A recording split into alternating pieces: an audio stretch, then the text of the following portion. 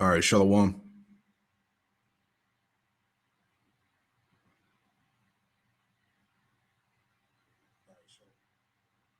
All right, check the feed. We good to go. All right, Shalom. Before I get started with this live lesson, I want to give all praise, honor, and glory to Yahweh Bahasham, Yahweh Shai, Bahasham, Rakakwadash. Double honors to the apostles and elders of Great Millstone who taught me this truth. Double salutations to all you Akim out there laboring in the house of David, the elect, that's pushing his word with all truth, righteousness, and sincerity. Shalom to you, brothers. Shalom to the elect. Back with another live lesson through the Holy Spirit, the Rakakwadash. All right. And I just wanted to post this lesson on this channel first, just in case YouTube tries to act funny and clip the video, which I don't think they will, but we'll see. But anyway, the title of this lesson or this quick show here is the time has come for the wicked to be completely cut off.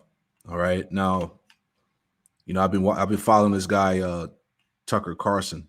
All right. Just want to pull this up because basically, what he said in this quick video, I'm gonna play in a second, was spiritual. All right. Because he understands that pretty much, the Edomite line is done for, man. And that's all, biblical prophecy, which will just grab a couple of scriptures and just wrap this up. But let me go ahead and share my screen. Bear with me.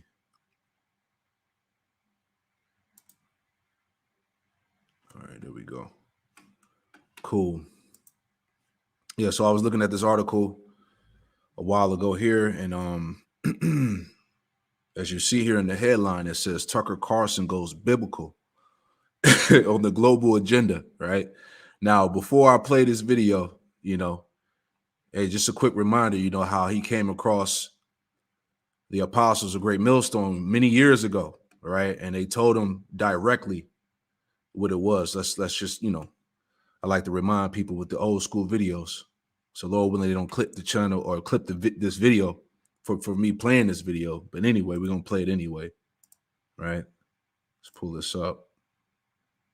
It's bad for you. Why? Because you're going into slavery. That's right. You're an Edomite. I'm cutting to the chase. Why am I going? Because you're an Edomite. What's your nationality?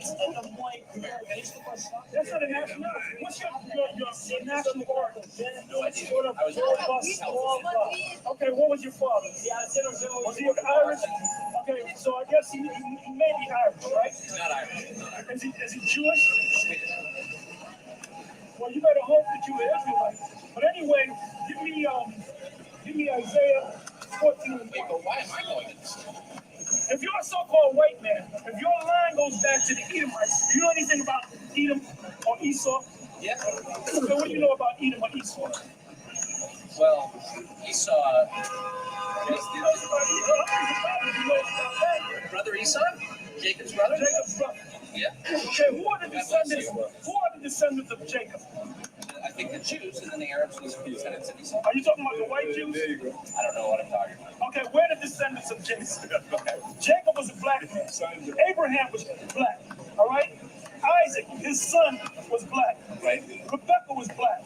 So if they were all black, what color did Jacob come out? He would come out as a black man. Right. Now, his brother Esau didn't come out as a black man. He came out as, I'll use this term, an albino. You see a black person that looks like a white person, they call them an albino. But guess what? White people are albinos too. You're an albino, okay? You're impressing me. Well, you gotta get ready, man. If you're an Edomite, when is this gonna happen? Very soon. It's happening now. As we talk. Go ahead. Isaiah 14:1. For the Lord will have mercy on Jacob and will yet choose Israel and set them in their own land. Because the first thing that you mentioned when I asked you your religion, you said Christian. Right. And I said, what does the word Christian mean? You said follow Christ. So Christians in the book of Acts 11:26. Wait, I'm going to show you a true Christian. Acts chapter 11, verse 26. When he had found him, he brought him into Antioch, And it came to pass that a whole year they assembled themselves with the church and taught much people. These are the apostles. Right. Go ahead. And the disciples were called Christians first in Antioch. So the only Christians were the true followers of Christ. Go from there to St. John 4 and 19. John chapter 4, verse 19. The woman said unto him, Sir, I perceive that thou art a prophet. Our fathers worshipped in this mountain. This is a woman of Samaria. Go ahead. Our fathers, Which thought she was a Jew. But All right, so the point of me playing all of this, all right, we're not gonna play the whole thing. It's about 8 minutes long. Lord, when they don't get me for it, but the point of me playing this is that this Edomite, Tucker Carlson, he came across the prophets, man, the true prophets of Yahweh Shem Shai, and I found it very spiritual what he said in this video, which we're gonna play in a second. But let me grab this scripture because just like Tucker Carlson and the rest of these Edomites, they know their inevitable destiny, all right, which is to be completely cut off, right? Which he's also going to make mention in this video as well, right? But this is Jeremiah 49 and verse 10 in the NLT, and it reads, it says, "But I will strip bare the land of Edom, and there will be no place left to hide. Its children, its brothers, its neighbors will all be destroyed, and Edom itself will be no more." All right. This is the prophecy. All right. Esau's going down. He knows this. There's nothing he can do about it. He can't control it. All right. The destiny of the wicked is to be completely cut off. And we're in that time. All right. So let's play this video real quick. Because I feel like, my personal opinion, ever since he came across the apostles, he's been on a spiritual journey. And a lot of his, news clips, before they fired him from Fox, he was spilling out a lot of things, exposing a lot of things, So anyway, let me play this video real quick. Tucker Carlson goes biblical on the global agenda. Now check what he said. All right. Because what they're promising is death. What they're promising you is no grandchildren, which is literally death. Your line dies. And I don't think there's a chapter in the Old Testament where children aren't described as synonymous with wealth. You want to know if you're prosperous? You want to know if you're in God's favor? How many kids do you have? How many grandkids do you have? How are they doing? That's the oldest and most basic and will always be the most basic measure of prosperity. How are your descendants? And what they're promising you, every person in this room, is no descendants. No descendants. It's really that simple. You can reduce all these debates about climate, or crime, all the weird sex stuff. I'm not even going to dignify it with a name. I'm just going to call it that weird sex stuff. But if they're promising you the opportunity to castrate your children, what are they really promising you? No grandchildren.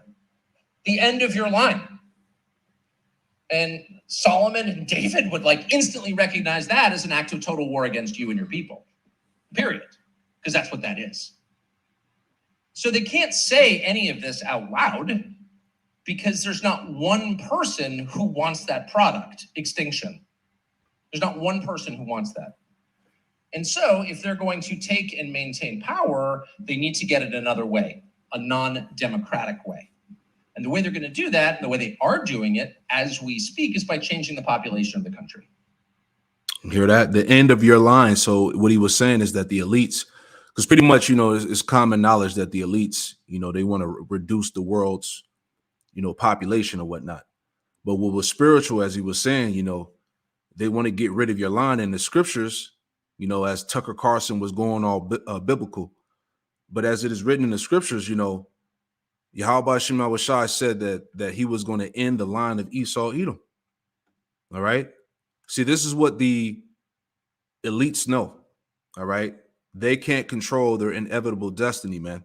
They know that their destiny, their destiny involves 1,000 years of slavery and total destruction of their line.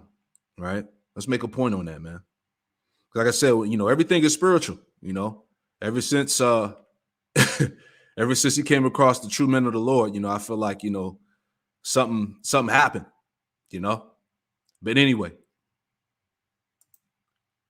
this is Obadiah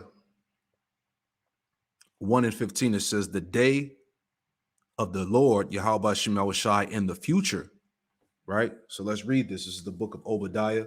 Bear with me 1 second, Salakia.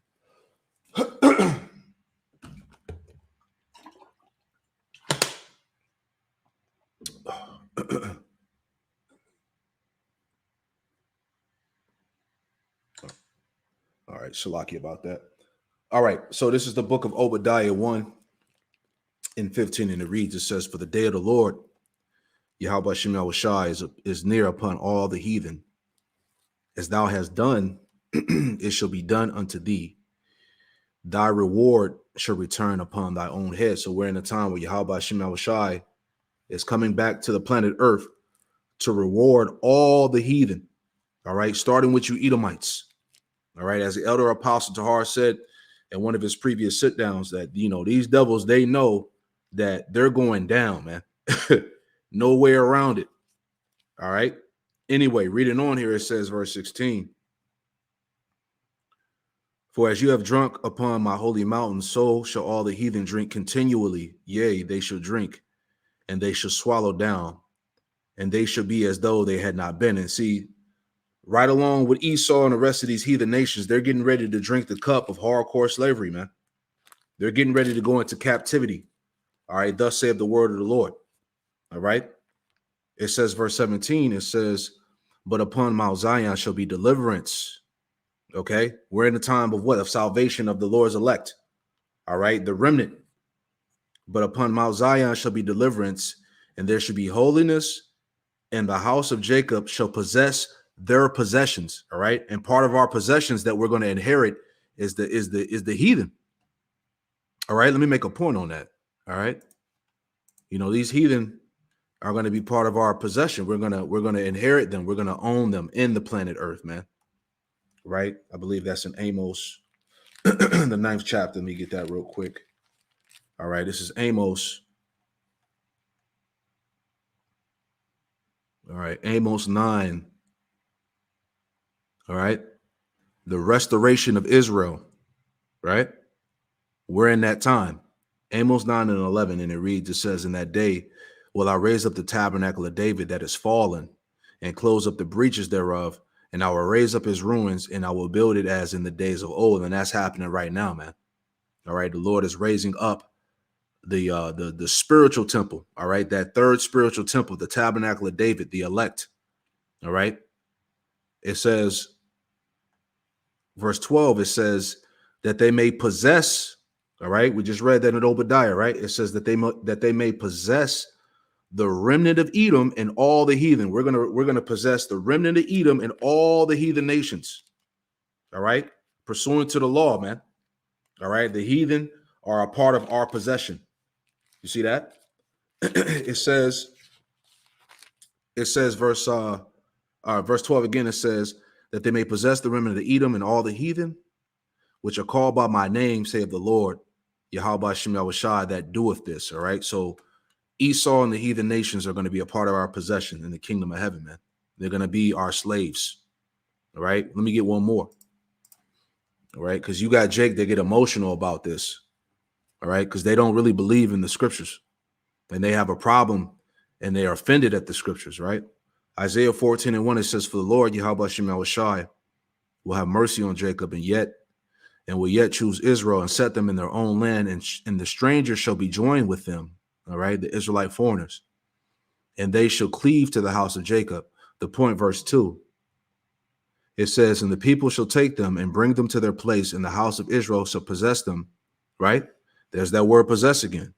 And the house of Israel shall possess them in the land of the Lord, Yahweh Shem Shai, for servants and handmaids. All right, slaves. They shall take them captives, whose captives they were, and they shall rule over their oppressors. All right. We're going to rule over our oppressors in the kingdom of heaven. All right. They're going to be our captives, our slaves, man. All right. Verse 3, it says, and it shall come to pass in that day that the Lord, Yahweh Shem Shai, shall give thee rest from thy sorrow and from thy fear and from the bond and from the hard bondage wherein thou was made to serve. You see that? So we're getting ready to enter into the Lord's rest. You see that, Lord willing, we are part of the of the elect. All right. So let's go back to that Obadiah. Just wanted to make that point about us possessing the heathen nations. All right. So let's read that again. Obadiah 1:17. It says, but upon Mount Zion shall be deliverance, and there shall be holiness, and the house of Jacob shall possess their possessions. And the house of Jacob should be a fire, and the house of Joseph a flame, and the house of Esau for stubble. See? And your house represents your lineage, your line. All right, as Tucker was going into. All right, these elites, you know, they want to get rid of you. But on a spiritual level, you know, Yahweh Shem Shai, as it is written, he's going to get rid of Esau completely. Right? And the house of Jacob should be a fire, and the house of Joseph a flame, and the house of Esau for stubble. Right? That word for house in the Hebrew, bayath. Right? House, dwelling, habitation. Right? Home, house as contained in a family. Right? It says family of descendants as organized body. You see that? That's your bloodline, man. All right. The Lord is going to get rid of the house, the line of Esau, man. Right? It says, in the house of Esau for stubble, and they shall kindle in them and devour them. And there shall not be any remaining of the house of Esau. You see? That's the prophecy. All right. Just like Elder Apostle Tahar told Tucker Carlson many years ago, like, look, if you're an Edomite, you going into slavery, straight to the point. Right? And like he was saying in this video, right, about the elites, you know, they're promising you death. All right. They want to get rid of your line. Matter of fact, where did he say that? Let me go back to that. Right. It's just a minute. I'm gonna play it again. All right. Because what they're promising is death. What they're promising you is no grandchildren, which is literally death. Your line dies. And I don't think there's a chapter in the Old Testament. Your line dies. You see? This is what we're reading in this lesson. Spiritual. Literally death. Your line dies.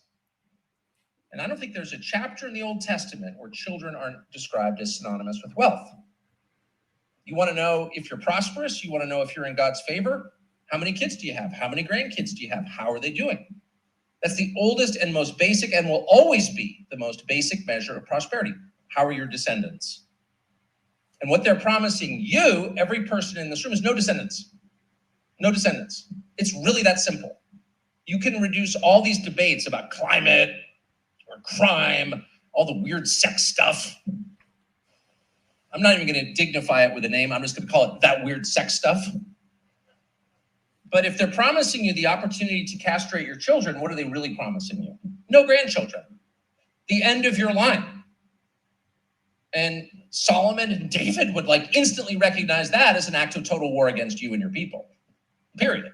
Because that's what that is. So they can't say any of this out loud because there's not one person who wants that product, extinction. There's not one person who wants that. And so if they're going to take and maintain power, they need to get it another way, a non-democratic way. And the way they're going to do that, and the way they are doing it as we speak, is by changing the population of the country. Extinction. All right. Everything is spiritual, man. All right. Your boy Tucker getting spiritual. Anyway, reading that again. All right. Obadiah 1:18. And the house of Jacob should be a fire, and the house of Joseph a flame, and the house of Esau for stubble. So pretty much northern and southern kingdom, man. All right. They're going to come together and they're going to destroy Esau. All right. It says they shall kindle in them and devour them, and there shall not be any remaining of the house of Esau, for the Lord Yahweh Shem Shah have spoken it. So pretty much a certain time in the kingdom of heaven, right? There's going to come a certain time in the kingdom where Esau is going to be completely destroyed. All right. As the prophecy stated. You see that? This is the book of Psalm chapter 21, verse 8. And it reads, it says, thy hand shall find out all thy enemies. Thy right hand shall find out those that hate thee. All right. The right hand representing Yahweh Shai. It says, thou shalt make them as a fiery oven in the time of thine anger. the Lord Yahweh Shai shall swallow them up in his wrath, and the fire shall devour them. You see that? And the Lord is going to do that via nuclear war, World War III. And also when he comes back to the planet Earth in his majesty and in his strength, all right, with the host of heaven. All right, when he issues those laser beams, man, from those chariots that's going to aid into the destruction and fire.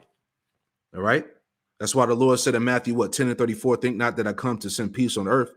I came not to send peace, but a sword, man. All right. Isaiah 66 verses let's get that. Isaiah 66 verses 16 and 15 and 16, right?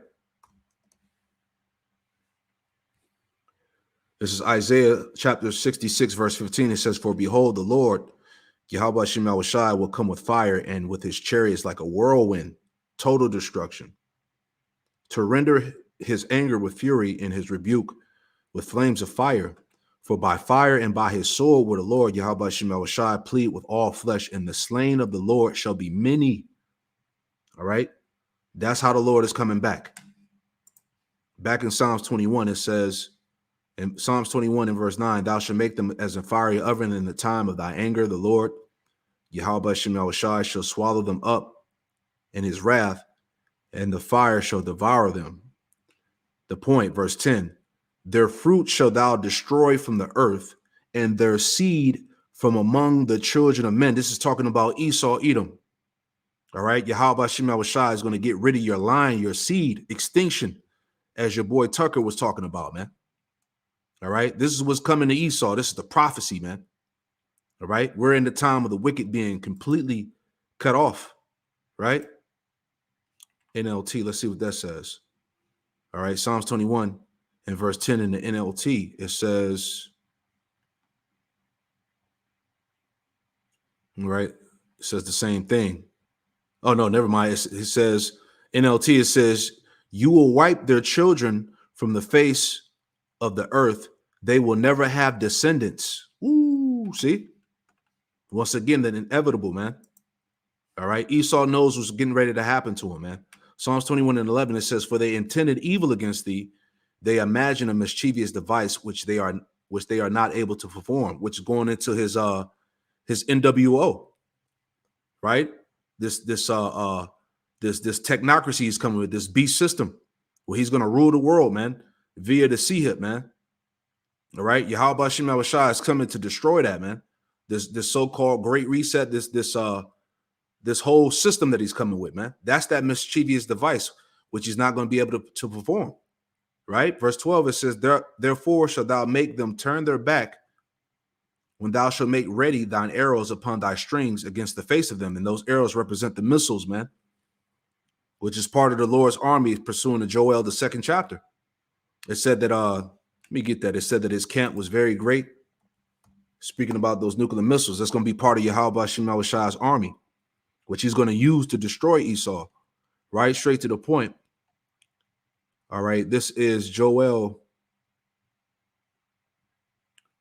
This is Joel 2 and 11. It says, and the Lord Yahweh Shai shall utter his voice before his army, for his camp is very great, for he is strong that executeth his word. For the day of the Lord Yahweh Shai is great and very terrible. Who can abide in it? All right. So that day of destruction is going to be great and very terrible, man. But those missiles are part of the Lord's army. It says his camp is very great because he's going to use 200 million warheads to wipe this place out. You see, verse 12, it says, therefore also now saith the Lord Yahweh Shai, turn ye even to me with all your heart, and with fasting and weeping and with mourning, and rend your heart and not your garments, and turn unto the Lord Yahweh Shai your power, for he is gracious and merciful, slow to anger, and of great kindness, and repent to him of evil, man. So this is the time, you Jakes out there, all right, really to repent and turn back to Yahweh Shai, because we are in judgment season, man. Okay. But anyway, all right, finishing this out, Psalms 21, verse 13, be thou exalted, Lord, Yahweh Shai, in thy own strength, so we will sing and praise thy power. All right, let's get another one. All right, just want to get straight to the point here. All right, because everything is spiritual. All right, as I'm pointing out in this lesson, he came across the apostles and elders of Great Millstone. He pretty much got an earful, man. He pretty much was told his destiny. If he's an Edomite, as Elder Apostle Har said, and then you hear him on this panel, speaking about the elites, bringing forth extinction, cutting off lines and things like that, man. So I was like, man, it's just all spiritual. He said, what they are promising you is death. And that's exactly what's coming to Esau. All right. So anyway, Job chapter 18. And let's start at where we want to start at. Let's get straight to the point. This is Job 18, and let's start at we'll just start at the top and read down. All right. So Job 18, and we'll start at 5. All right. This is the book of Job, chapter 18, and verse 5, and it reads, it says, yea, the light of the wicked shall be put out, and the spark of his fire shall not shine. Right. It says the verse 6, it says, the light shall be dark in his tabernacle, and his candle shall be put out with him. All right. And the Lord said that he was going to put out, the light of the wicked. All right. We're in the time of the elites of Esau, being cast down. The Lord said that the prince of this earth, would be cast down. Verse 7, it says, the steps of his strength shall be straightened, and his own counsel shall cast him down. See, it says, because right now Esau is in a time of great, distress. All right. Nations rising up against him. His allies are eventually going to turn against him. All right. These nations are going to shoot missiles on this place. All right. He's watching his beloved America, pretty much implode from within. Great social division going on right now. There's an invasion going on with this migrant crisis. There's just so much going on in America, which determines his downfall. Right. So he's in a position of difficulty right now, man. It says, verse 8, it says, for he is cast into a net by his own feet, and he walketh upon a snare. See that? So Yahweh Shem Yahushai has Esau in the ultimate trick bag. Everything is falling upon his own head, like it says in Psalms, the 7th chapter. Right? It says, verse 9, it says, the jinn shall take him by the heel, and the robber shall prevail against him. The snare is laid for him in the ground, and a trap for him in the way. Right? Because right now, what are we witnessing? We're witnessing the collapse of his economy. We're witnessing the fall of his military. His military is weak. All right. There's no way for this place to really, truly defend itself. Right. We're seeing all these things happen. So the Lord has that snare laid for him in the ground and the trap for him in the way. It says, terrors shall make him afraid on every side and shall drive him to his feet. Right. Because he's basically being surrounded by all types of calamity. Right. Which he cannot put off. His strength shall be hunger bitten, right? As we talked about, his military is weak. People don't want to enlist, right? The soldiers are out of shape. You see what I'm saying? You got women and weirdos all up in the military, so his military force is basically a joke, right? It says his strength shall be hunger bitten, and destruction shall be ready at his side. You see that? And it literally is right now. All right. The nations are ready to take this place. All right. We're in the midst of, we're at the brink of World War III. It shall devour the strength of his skin. Even the firstborn of death shall devour his strength. All right. And what did he say? He said, these elites are promising you death. Right. Spiritual. Right. Verse 14, it says, his confidence shall be rooted out of his tabernacle. And we see that as well. There's no faith in America. There's no confidence in the military. People don't trust the government. They're ready to buck up against the system. All right. It's nothing but rebellion that's going on, man. So this place is completely finished. It says, and it shall bring him to the king of terrors, going into Yahushai. Right. It says it shall dwell in his tabernacle because it is none of his. Right. How did Esau get the world? How did he get America, man? Through rape, robbery, and murder. Right. Brimstone shall be scattered upon his habitation, which is going into the nuclear missiles. His roots shall be dried up beneath, and above shall his branch be cut off, as we talked about. his branch going into his line, Yahweh Shem Shah is going to cut him off. His remembrance shall perish from the earth, and he shall have no name in the street. There you go. It's going to be the end of Esau. He shall be driven from light into darkness and chased out of the world, as we see that happening now, as the nations are rising up against him, as he's constantly being exposed, right? He shall neither have son nor nephew among his people, nor any remaining in his dwellings, right? That's extinction. They that come after him shall be astonished at his day, as they went before were frightened. Surely such are the dwellings of the wicked, and this is the place of him that knoweth not Yahweh Shema Shai. All right, let me finish this out in NLT, those last 5 verses. All right, so Job 18 and 16, it says, we'll start at 15. All right, Job 18 and 15 NLT, the homes of the wicked will burn down. Burning sulfur rains on their houses, right? Going into those missiles, right? It says their roots will dry up and their branches will wither. All memory of their existence will fade from the earth. No one will remember their names. They will be thrust from light into darkness, driven from the world. They will have neither children nor grandchildren, nor any survivor in the place where they live. That's heavy. And he was just talking about that, right? Salaki, I got to play that again because that was heavy, right? And I don't think there's a chapter in the Old Testament where children aren't described as synonymous with wealth. You want to know if you're prosperous? You want to know if you're in God's favor? How many kids do you have? How many grandkids do you have? How are they doing? That's the oldest and most basic, and will always be the most basic measure of prosperity. How are your descendants? And what they're promising you, every person in this room, is no descendants. No descendants. It's true, man. How spiritual can this get, man? All right, finishing it out. Job 18 and verse 19 NLT. They will neither have children nor grandchildren, nor any survivor in the place where they lived. People in the West are appalled at their fate. People in the East are horrified. They will say this was the home of a wicked person, the place of one who rejected Yahweh Shem Shai, man. All right. So that's pretty much the point, man. I just wanted to, put that out there. Everything is spiritual. All right. We're in that time of, the time has come for the wicked to be completely cut off. Everything he was saying in the video, everything that the elders and apostles were saying to him when he came across them many years ago on the 34th and 7th. Right. So yeah, I just wanted to put that out there, man. I pray that this quick lesson was edifying, man. Heavy stuff. So Lord willing, this lesson stays up. We're gonna see though. But I pray that this lesson was edifying. I'm gonna give all praise, honor, and glory to Yahweh, Bahasham, Yahweh Shai, Bahasham Rakakwadash.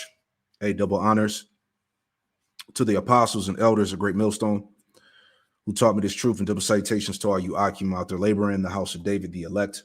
It's pushing this word with all truth, righteousness, and sincerity. Shalom to you, brothers, and shalom to the elect. Shalom.